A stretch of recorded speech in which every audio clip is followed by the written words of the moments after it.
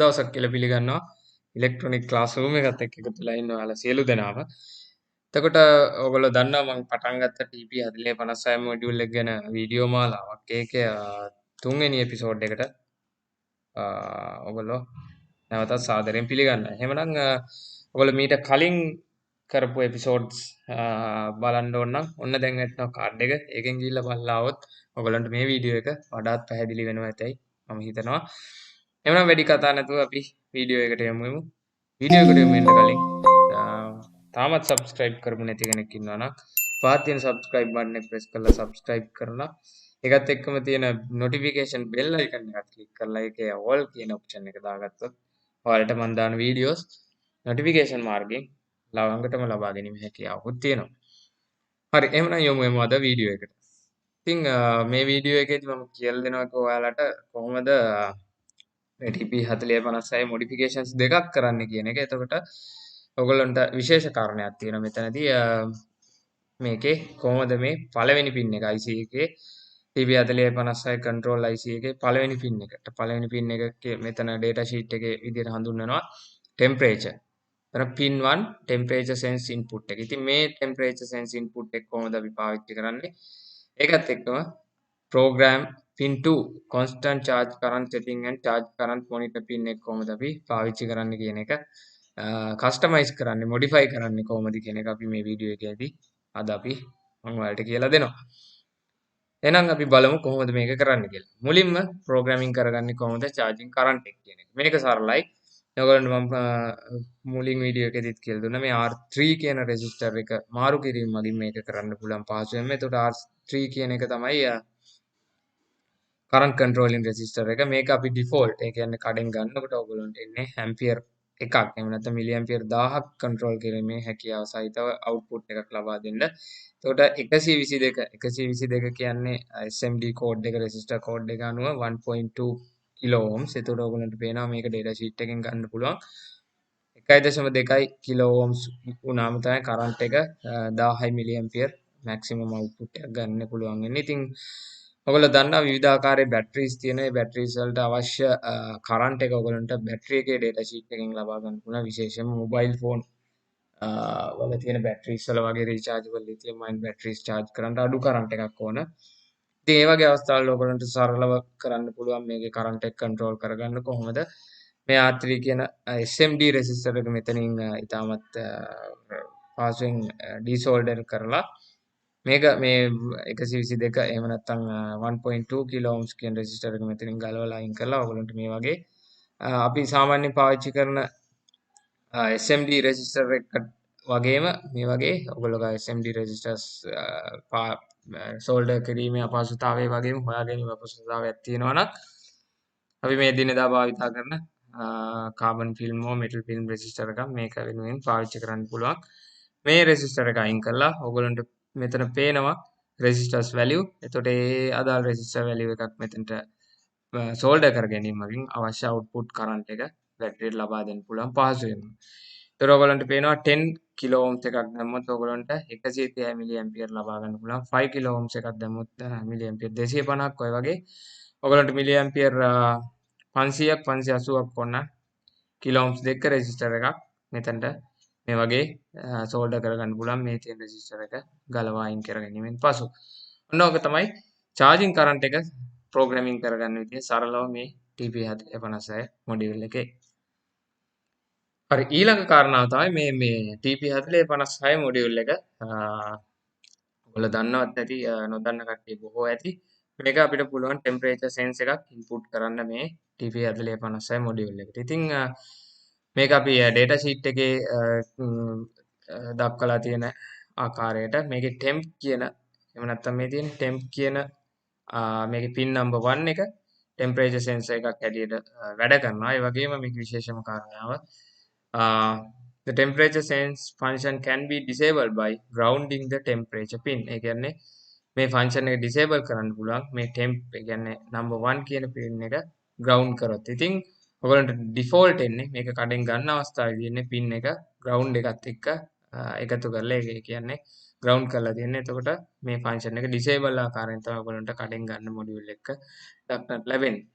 ඉතින් කොහොමද අපි මේක enable කරගන්න කියන එක බලමු. ඉතින් enable කරගන්න කලින් අපි යමු මේකේ data sheet එකේ කියන විදිහට කොහොමද මේ temperature sense input එක හදාගන්නේ කියලා. ඔයගොල්ලෝ දන්නවා මේකෙදි අපිට පාවිච්චි කරන්න පුළුවන් NTC එකක්. NTC එකක් කියන්නේ negative temperature coefficient තියෙන thermistor එකක්. මේකට අපි කියන උෂ්ණත්ව සංවේදී ප්‍රතිරෝධකයක්. ඉතින් ඕගොල්ලන්ට මේ විදිහේ NTC එකක් මාකට් එකෙන් ලබා ගන්නත් පුළුවන්. ඒ වගේම ලැප්ටොප් බැටරිස් වල තියෙන ඕගොල්ලෝ දන්නවා BMS එකක්. ඒ BMS ගලවලා ඕගොල්ලෝ 18650 බැටරි පාවිච්චි කරනවා නම් ඒ වගේ කෙනුත් මේ වගේ NTC එකක් ඉතා කුඩා NTC එකක් පහසුවෙන් ගලවලා ගන්න හැකියාවක් තියෙනවා. ඉතින් කොහොමද මේ ටෙම්පරේචර්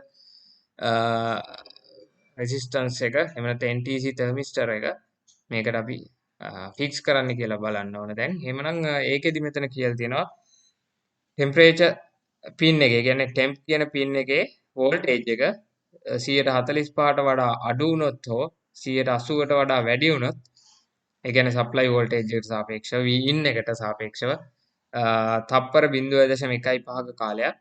එතකොට ඉතින් එහෙම සිද්ධ වුණොත් මේ IC එක ඩිටෙක්ට් කරගන්නවා ටෙම්පරේචර් එක too high or too low කියලා. ඉතින් ඊට පස්සේ charging එක සස්පෙන්ඩ් කරනවා. ඉතින් මේක හොඳ අවස්ථාවක්. ඒ කියන්නේ බැටරි එකක ටෙම්පරේචර් එක බේස් කරගෙන අපි මේ මොඩියුල් එක කට් ඔෆ් කර ගැනීම සඳහා මේක පාවිච්චි කරන්න පුළුවන්. අධික උෂ්ණත්වවලදී ඔයගොල්ලෝ දන්නවා ලිතියම් අයන් බැටරි එක්ස්පෝස් වෙන්න පුළුවන්. ඒ කියන්නේ පිපිරීමකට ලක් වෙන්න පුළුවන් එක්ස්පෝර්ට් වෙනවා. ඉතින් මම ඒක ගැනත් වීඩියෝ එකක් කරලා ඉතින් ඔන්න දැන් වෙනවා කාඩ් එකක්. ඒකත් බලන්න පුළුවන් ඔයගොල්ලන්ට. ඒ ගැන වැඩිදුර තොරතුරු ලබා ගන්න. එහෙමනම් දැන් අපි බලමු කොහොමද මේක සෙටප් කරන්නේ කියලා. ඉතින් ඔයගොල්ලන්ට පේනවා මේ මෙතන තියෙන සරල සර්කිට් එකක්. ඒ කියන්නේ වෝල්ටේජ් ඩිවයිඩර් එකක්. ඒ කියන්නේ මේක තමයි ටෙම්ප් කියන එක. ඒ කියන්නේ 1 කියන පින් එක. ඉතින් ඒකේ මේකේ R1 R2 අපි කැල්කියුලේට් කරගන්න ඕනේ. එතකොට R2 එක අපි කෙලින්ම VCC පින් එකට ලබා දෙනවා. එතකොට R1 එකේ එක අග්‍රයක් VCC පින් එකට ලබා දෙනවා. එතකොට R2 කියන එක අනිත් පින් එක අපි ග්‍රවුන්ඩ් කරනවා. එතකොට මේ දෙකම එකතුවෙන් මේ NTC කියන NTC එකේ එක අග්‍රයකටත් NTC එකේ අනිත් අග්‍රය ග්‍රවුන්ඩ් කරනවා වගේම බැටරි එකේ මයිනස් එකටත් ලබා දෙනවා. ඉතින් මේක ලබා දීලා අපි කොහොමද මේක සෙටප් කරගන්නේ කියන එක දැන් බලමු. හරි මේක සරලයි. එතකොට මේ ඔයගොල්ලන්ට පේන්නේ මේ මොඩියුල් එක. එතකොට මොඩියුල් එකේ මම කිව්වා මේක තමයි පින් නම්බර් 1. එතකොට මේක මම අතනින් එක්ස්ට්‍රැක්ට් කරලා ගත්තා ඔයගොල්ලන්ට පහසු වෙන්න. ඉතින් මුලින්ම අපි අපර් ලිමිට් එක සහ ලෝවර් ලිමිට් වෝල්ටේජස් හොයාගන්න. අතන අපිට කියලා තිබ්බා 145කට වඩා අඩු වුණොත් හෝ 180කට වඩා වැඩි වුණොත් ඒ වගේ වෝල්ටේජ් එක ඩිටෙක්ට් කරොත් මේ මොඩියුල් එක කට් ඔෆ් කරනවා කියලා. එහෙමනම් ඔයගොල්ලෝ දන්නා අපි ඉන්පුට් වෝල්ටේජ් එක 5 වෝල්ට්. එතන 5 වෝල්ට් වලින් 145ක් කියන්නේ 2.25 වෝල්ට්. 5 වෝල්ට් වලින් 180ක් කියන්නේ වෝල්ට් 4යි වෝල්ට්. ඉතින් මේවා තමයි අපේ ලිමිට්ස්. ඒ කියන්නේ සරලව සිම්ප්ලි ගත්තොත් අපි දන්නවා මේ නම්බර් 1 පින් එකට 2.25 වෝල්ට් ඉඳන් වෝල්ට් 4ක වෝල්ටීයතාවයක් යටතේ පින් එකට ලැබෙනවා නම් මේ මොඩියුල් එක ඇක්ටිව්. හදිසි අවස්ථාවක මේ වෝල්ටේජ් එක 2.25 වෝල්ට් වලට හෝ 4 වෝල්ට් වලට ළඟා වුණ සැනින්ම මේක කට් ඔෆ් කරනවා. ඒ ෆන්ක්ෂන් එක ක්‍රියාත්මක වෙන්නේ මේ NTC එකේ ක්‍රියාකාරීත්වය මත. ඒ කියන්නේ NTC එක අධික උෂ්ණත්වයට භාජනය වීම මගින් ඒ ප්‍රතිරෝධය වෙනස් වීම මගින් මේ වෝල්ටේජ් එක ඩිටෙක්ට් කරගැනීමේ හැකියාවක් තියෙනවා. ඉතින් එහෙමනම් මේකේ අපි ඉස්සල්ලාම කරන්න ඕනේ මම කිව්වා ඩිෆෝල්ට් එන්නේ මේ පින් නම්බර් 1 ග්‍රවුන්ඩ් එකත් එක්ක සම්බන්ධ වෙලා. එහෙනම් ඔයගොල්ලෝ පොඩි මෙතනදී මොඩිෆිකේෂන් එකක් කරන්න ඕනේ මේක කරන්න කලින් මෙතන පොඩි කැපුමක් දාලා පින් නම්බර් 1 ග්‍රවුන්ඩ් එකත් එක්ක තියෙන සම්බන්ධය නැති කරගෙන කෙලින්ම පින් නම්බර් 1 අපි මේ වගේ ස්ට්‍රක්චර් එකකට ගේන්න ඕනේ. එතනදී මෙහෙම පින් නම්බර් 1 R2 R1 ඒ කියන්නේ මේ රෙසිස්ටර්ස් දෙකයි NTC එකේ එක පින් එකයි. ඒ කියන්නේ රෙසිස්ටර් එකේ මේ පින් එකත් අනිත් රෙසිස්ටර් එකේ මේ පින් එකත් NTC එකේ එක පින් එකකුත් එකතු කරලා ඒක වයර් එකක් මාර්ගයෙන් ඔයගොල්ලෝ මේ ඩිස්කනෙක්ට් කරපු ග්‍රවුන්ඩ් එක ඩිස්කනෙක්ට් කරපු IC එකේ පින් නම්බර් 1 එකට ලබා දෙන්න ඕන. මතක තියාගන්න ඕන අනිවාර්යයෙන්ම ග්‍රවුන්ඩ් එකෙන් මේ පින් එක ඩිස්කනෙක්ට් කරන්න ඕන. මෙතන පොඩි කැපුමක් යොදලා. ඉතින් ඒක කරන ගමන්ම මේක අපි යොදාගන්නේ NTC වර්ගයේ තර්මිස්ටර් එකක් 10k වගේ තමයි මේකේ ඩිෆෝල්ට් වැලියු එක තියෙන්නේ කිලෝ ඕම්ස් 10ක වගේ. ඉතින් ඊට පස්සේ ඒකේ NTC එකේ ඊළඟ පින් එක මේ R2 කියන එකේ ඊළඟ පින් එකත් එක්ක එකතු කරලා ඒක අපි කෙලින්ම ලබා දෙනවා ග්‍රවුන්ඩ් එකට. එහෙම නැත්නම් ඍණ වයර් එකට. ඒ වගේම R1 එකේ කෙලින්ම ලබා දෙනවා ප්ලස් එකට. ඒ කියන්නේ ඉන්පුට් ප්ලස් VCC එහෙම නැත්නම් 5 වෝල්ට් එකේ ප්ලස් එකට ලබා දෙනවා. ඉතින් ඊළඟ කාරණාව කොහොමද මේ R1 සහ R2 හොයාගන්නේ? ඉතින් මම කියලා දුන්න කලින් මේක සරල වෝල්ටේජ් ඩිවයිඩර් එකක්. ඉතින් ඔයගොල්ලන්ට මේ වෝල්ටේජ් ඩිවයිඩර්ස් සම්බන්ධව ඕන තරම් ඔන්ලයින් වෙබ්සයිට් සහ ප්ලැට්ෆෝම්ස් තියෙනවා. ඔයගොල්ලන්ට වෝල්ටේජ් ඩිවයිඩර් එකක් සරලව ඔන්ලයින් අදාළ වැලියුස් ලබා දීම මගින් ලබා ගන්න පුළුවන්. ඉතින් මෙතන සරලව මම වෝල්ටේජ් ඩිවයිඩර් එකේ වැලියුස් ලබාගෙන තියෙනවා. එතකොට මේ මෙතන ආකාරයට මේ 10 කිලෝ ඕම් NTC එකක් එක්ක R1 එකට අදාළ 3.3 කිලෝ ඕම්ස් රෙසිස්ටර් එකක් පාවිච්චි කරන්න පුළුවන්. R2 එක 4.7 කිලෝ ඕම්ස් රෙසිස්ටර් එකක් පාවිච්චි කරන්න පුළුවන්. එතකොට මේ ඩිවයිඩර් එකත් එක්ක මෙතන අවුට්පුට් එක ඔයගොල්ලන්ට හැම වෙලේම රෙෆරන්ස් එක තියෙන්නේ 2.9375 වෝල්ට් ආසන්න වශයෙන් 2.9 වෝල්ට්.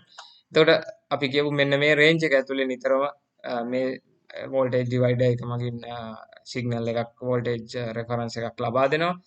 ඉතින් මේ වෝල්ටේජ් රෙෆරන්ස් එක උෂ්ණත්ව වෙනසක් මත මෙන්න මේ අගයට ආසන්න හෝ මේ අගයට වඩා අඩු වුණොත් අනිවාර්යයෙන්ම මේ මොඩියුල් එක ඩිස්කනෙක්ට් වෙනවා. උදාහරණයක් ඇරෙට මේක නෙගටිව් ටෙම්පරේචර් කොඑෆිෂන්ට්. එතකොට මේකට ලැබෙන උෂ්ණත්වය මත උෂ්ණත්වය වැඩි වීමත් එක්ක මේකේ ප්‍රතිරෝධය වෙනස් වෙනවා. ඒ වෙනස් වීමත් එක්ක මේ වෝල්ටේජ් ඩිවයිඩර් එකේ ප්‍රතිරෝධී අගය වෙනස් වෙනවා. එතකොට අනිවාර්යයෙන්ම මේ අගය පහත වැටීමකට ලක් වෙනවා. මේ අගය පහත වැටෙනවා කියන්නේ මේ අගයට ලං වෙනවා 2.25ට ලං වීම හෝ 2.5ටත් 2.25ට වඩා තවදුරටත් අඩු වීම වගේ මේ මොඩියුල් එක ඩිස්කනෙක්ට් වෙනවා.